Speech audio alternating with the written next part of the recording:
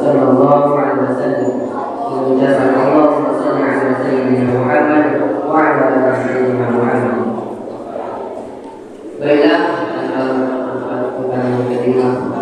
Pada malam ini kita akan mendengar tausiah agama yang akan disampaikan oleh Ustaz Ahmad Yani Ishaq.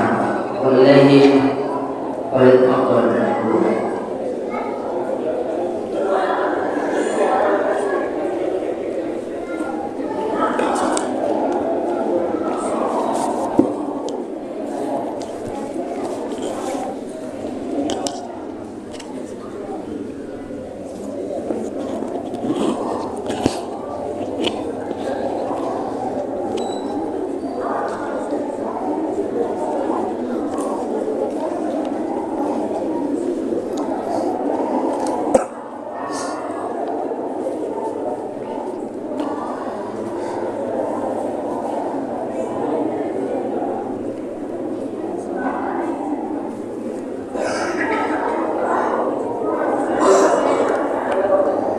Bismillahirrahmanirrahim.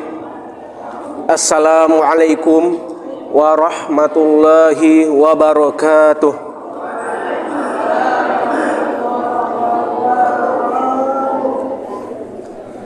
Alhamdulillah, alhamdulillahilladzi hadana lihada wa ma kunna linahtadiya laula an hadanallah. Asyhadu an la ilaha illallah wa asyhadu anna Muhammadan abduhu wa rasuluh. Allahumma shalli wa sallim ala sayyidina Muhammad khairi khalqillahi wa ala alihi wa man walahu.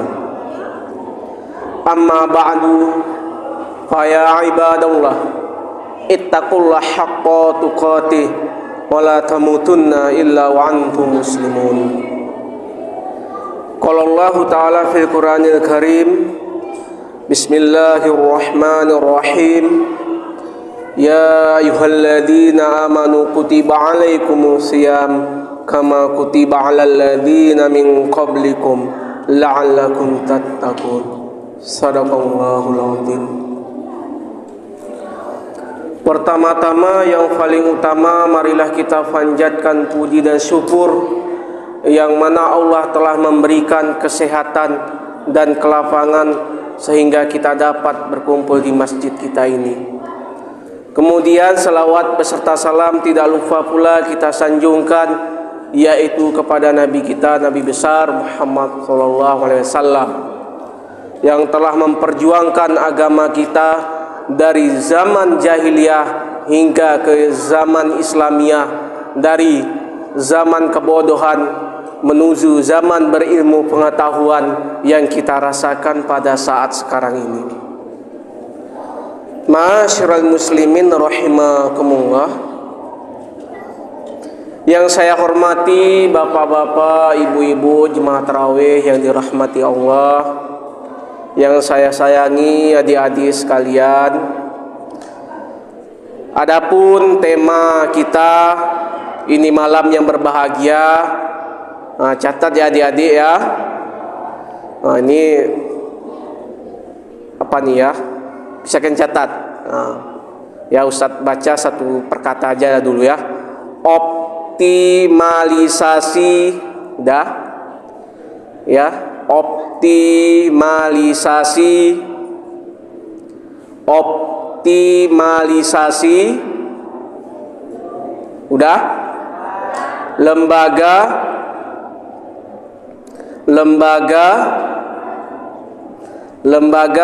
keuangan syariah ini judul yang ditetapkan oleh MDI Kota Pekanbaru, yaitu malam kelima ya. Udah ya, optimalisasi lembaga keuangan syariah. Ma'asyiral muslimin rahimakumullah. Maka pada ini malam yang berbahagia, materi kita adalah dasar hukum lembaga keuangan syariah. Ini yang kita terapkan dalam kehidupan kita sehari-hari, transaksi, jual beli, gadai menggadai, sewa menyewa, akad jual beli. Nah, ini yang kita bahas pada hari ini. Mana yang dilarang dalam agama Islam, mana yang tidak boleh di dalam agama Islam, mana yang tidak boleh di dalam hukum Islam. Ya, jadi ini kita bahas pada ini malam yang berbahagia. Ma'asyiral muslimin rahimakumullah. Pada masa sekarang ini, lembaga perekonomian umat maka dikelola dengan secara syariah untuk menerapkan secara hukum Islam, untuk menghasilkan secara hukum Islam supaya ikut aturan-aturan dalam hukum Islam. Maka dijelaskan di dalam Al-Quranul Karim, Allah berfirman di dalam surat Ali Imran ayat 130, ya ayyuhalladzina amanu la ta'kulur riba ad'afam mudha'afatan wattaqullaha la'allakum tuflihun. Artinya, wahai orang-orang yang beriman, janganlah kamu memakan riba dengan berlipat ganda, dan bertakwalah kamu kepada Allah supaya kamu mendapat keberuntungan. Sadarkah kita pada hari ini dan di tahun-tahun dulunya, pernahkah kita memakan riba, uang tidak jelas, hasil tipuan, hasil rampasan? Nah, ini perlu kita koreksi dalam diri kita. Kenapa dalam hidup kita ini tidak ada barokah dalam hidup kita ini? Keberkahan bertubi-tubi. Begitu harta kita dapat, begitu hilangnya, begitu lesapnya, begitu hangusnya. Sadarkah kita? Tentu dalam diri kita harta yang kita dapat itu tidak jelas dan mengandung riba. Lebih banyak mudaratnya daripada manfaatnya. Ma'asyiral muslimin rahimakumullah. Maka kita kaji satu persatu tentang riba. Dan inilah kita terapkan secara syariah, lembaga keuangan kita secara syariah. Gimana dalam hidup kita ini mendapatkan barokah, begitu harta yang kita dapat, walaupun sedikit tapi berkat dalam hidup kita.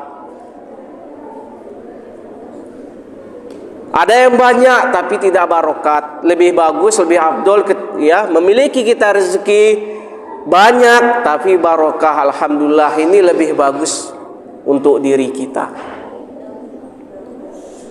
Ma'asyiral muslimin rahimakumullah. Maka ini perlu kita ketahui berapa banyak sekarang ini menawarkan yaitu pinjaman. Entah dari mana dapatnya nomor WA kita, nomor HP kita. Pernah enggak, Bu? Pernah. Anda butuh pinjaman sekian, 2,5% bunganya. Anda butuh pinjaman sekian, 3% bunganya, 5% bunganya. Ini pada setiap waktu kadang masuk untuk mempromosikan, yaitu kita ini akan menjadi mangsanya, menjadi makannya, menjadi tumbalnya. Maka timbullah di situ rentenir, yaitu bunga uang. Setelah bunga uang timbullah riba. Maka inilah paling banyak kasus terbanyak, baik itu di dunia dan Indonesia ini dan di negeri kita ini. Mari kita berantas, yaitu riba. Stop riba, jangan makan hasil riba. Tidak barokah rezeki yang kita dapat dari hasil riba. Sadarkah kita kenapa lah hidup ini begini? Tidak barokah. Mungkin itu dari sebab dari penyakit itu adalah penyakit riba. Dan itu yang kita belanja, kasih untuk uang anak kita. Ya, makanya Imam Syafi'i yang imam-imam mujtahid itu, kenapa dia itu ya dijuluki imam mujtahid, yang pintar, yang cerdas, bisa hafal Quran, bisa hafal hadis, ya, paham hukum Islam. Karena apa? Dari orang tuanya mereka itu dia pernah memberikan hasil-hasil riba untuk anaknya. Dan ini contoh untuk kita. Jangan kita memakan uang harta riba. Lebih-lebih harta rampasan, harta pungutan liar, memakan pipi yang tidak jelas, uang-uang yang tidak jelas, ini mengandung adalah riba. Maka ini perlu kita ketahui di dalam fikih muamalah, yaitu fikih tentang sosial, membahas tentang riba. Perlu kita teliti gimana hidup ini secara syariah kita terapkan supaya barokah. Ya, mana konvensional, mana secara syariah, mana bank syariah, mana bank konvensional, mana bank umum, mana menerapkan hukum Islam. Dan perlu kita kaji pada hari ini. Banyak koperasi berkedok syariah, berkedok rentenir, bercasing koperasi, setelah koperasi mengandung rentenir. Nah, inilah banyak merajalela di negeri kita ini. Jangan kita tertipu bisnis seperti ini. Banyak orang ya korban ikut apalagi namanya MLM. Itu namanya, Bu. Bisnis setan namanya. Yang di atas ya, kalau ini sekian belanja, sekian ini dapat pinya segini. Kalau ini beli produk ini sekian pinya, sekian ini. Nah, yang di bawah diinjak-injak terus. Yang di bawah, yang di atas memamerkan kekayaan supaya orang menarik nasabah. Ya. Nah, jadi yang di bawah terus diinjak-injak. Apa akhirnya apa? Terlilit dengan hutang, tercekik dengan hutang, terjadi unsur tipuan. Maka ini tidak boleh dalam hukum Islam, tidak berkah. Masyurul muslimin rahimakumullah. Apalagi kita kaji di dalam lembaga keuangan syariah ini, uang dengan uang tidak boleh dalam hukum Islam. Uang dengan barang baru boleh. Bedanya di mana? Apakah bank syariah pakai assalamualaikum itu aja, orangnya pakai hijab? Bukan. Bedanya adalah di akadnya. Di mana? 1 juta kita pinjam dari bank, ya, bunganya 100.000 tetap riba. Ya, bank konvensional, kecuali dia bank syariah. Saya tidak mau menyebutkan mau bank apa, bank ini. Alhamdulillah Kota Pekanbaru ini banyak juga udah bank-bank itu udah berbasis syariah. Jangan kita terjebak kepada yang rentenirnya, yang tidak jelas, bisnis-bisnis setan itulah kita hindari supaya mendapat berkah dalam hidup kita ini. Masyarul muslimin rahimakumullah. Uang dengan barang sah, boleh. Bedanya di mana? Di ijab dan kabulnya. Ketika kita melaksanakan pernikahan ada ijab dan ada kabul. Nah, itu bedanya. Kalau yang agama lain tidak ada pakai ijab dan kabul. Bedanya di situ. Kalau kita memakai hukum syariah yang dijelaskan di dalam kitab fikih di bab muamalah, fikih muamalah.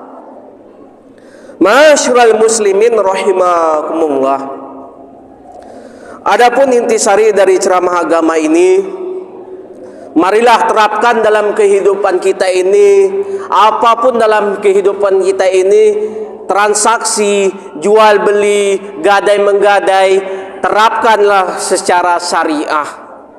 Banyak pada saat sekarang ini terjadi gadai menggadai, telan menelan, bukan menolong, namun telan menelan. Yang terjadi apa yang terjadi nanti ini? Bukan untuk membantu. Akhirnya apa? Ikan hiu makan ikan paus makan ikan tongkol makan ikan teri mau makan apa? terpaksa anaknya yang dimakannya, menjadi tumbalnya. Nah, maka kita hilangkan unsur-unsur seperti ini. Kalau tolong menolong secara Islam, terapkanlah secara syariah. Kalau menggadai kita, terapkanlah secara syariah. Kalau kita jual beli, terapkan secara syariah. Jangan unsur riba yang kita terapkan. Gimana Rasulullah berdagang dahulu? Terapkanlah seperti Rasulullah. Kenapa dia tidak bangkrut? Kenapa dia tidak ini? Karena dia jujur. Jujur dalam berdagang. Akhirnya meningkat ekonomi umat dibuatnya. Nah itu karena kejujurannya.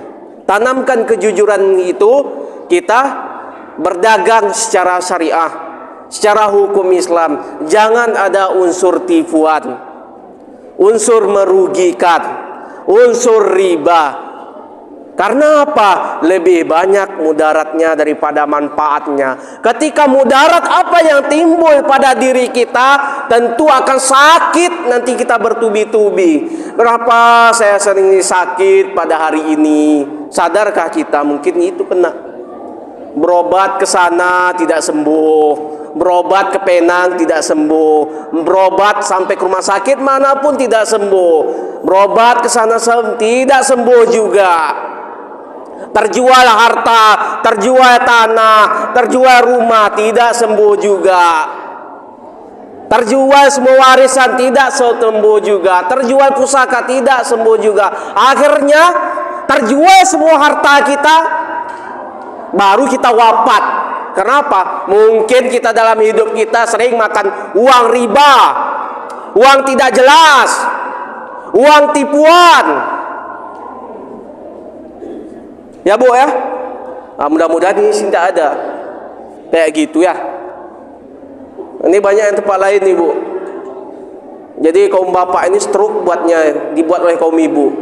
Nggak bisa nanti tetangga beli kompor gas, dia yang kepanasan. Nggak bisa nanti tetangga beli kulkas, dia yang menggigil kedinginan. Nggak bisa beli AC, dia menggigil juga kedinginan. Nggak bisa nanti tetangga beli apa lagi, segala macamnya lah. Nggak bisa tetangga naik haji, dia naik tensi. Akhirnya apa? Tertekan kaum bapak itu melakukan korupsi, melakukan riba, meminjam uang rentenir. Akhirnya apa? Tidak ada barokah dalam hidupnya. Mudah di sini nggak ada gitu Bu ya. Nah, mudah-mudahan jangan. Ya, tidak berkah. Ya. Jadi hasil-hasil uang-uang bunga yang kita ambil. Ya. Jadi kita ini pada saat sekarang ini kami mau untungnya mau dapat apa kalau tidak ini? Ya, akhirnya dengan secara halal haram hantam.